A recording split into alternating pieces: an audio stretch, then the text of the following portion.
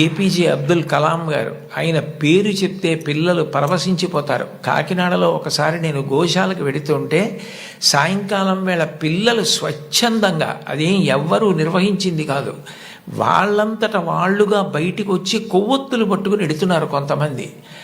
నాకు ఏమిటి ఇక్కడ ఏమీ కనపట్టలేదు, ఇక్కడ ఏమీ నినాదాలు లేవు, నడిపిస్తున్న వాళ్ళు లేరు, పిల్లలు ఎందుకు కొవ్వొత్తులు పట్టుకుని వెళ్తున్నారని నేను వాళ్ళని అడిగాను, ఏమ్మా ఎందుకు ఎడుతున్నారని.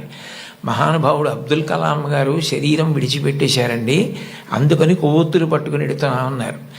నేను ఈ మధ్య కాలంలో ఒక నాయకుడు వెళ్ళిపోతే, ఒక వ్యక్తి మరణిస్తే పిల్లలు స్వచ్ఛందంగా కొవ్వొత్తులు పట్టుకుని వెళ్ళడం చూసింది అబ్దుల్ కలాం గారి విషయంలో చూశాను.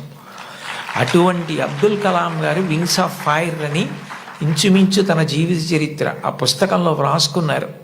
రెండో ప్రపంచ యుద్ధ సమయంలో గోధుమలు రేషన్లో దొరుకుతున్నటువంటి రోజుల్లో అమ్మగారు రొట్టెలు ఒత్తి పిల్లలందరికీ పెడుతుంటే అందరి తలో 4 రొట్టెలు తినాలి. ఆ రోజు రొట్టె కూర బాగుందని కలాం గారు ఇంకో రొట్టె వేయి, ఇంకో రొట్టె వేయి అని తిన్నారు. అప్పటికి చిన్నవారు, చదువుకుంటున్నారు.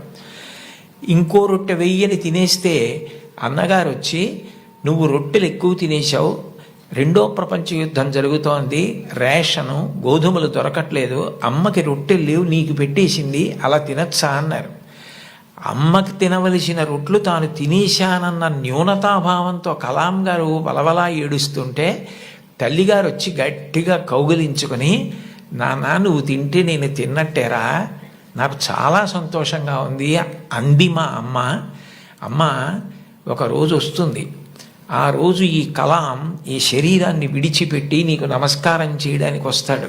On the day of the final judgement అని రాసుకున్నారు ఆయన.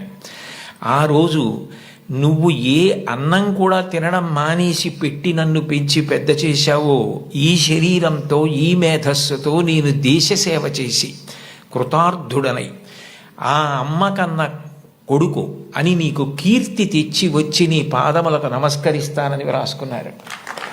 అమ్మకి అబ్దుల్ కలాం గారు ఇచ్చినటువంటి గౌరవం అంత గొప్పది.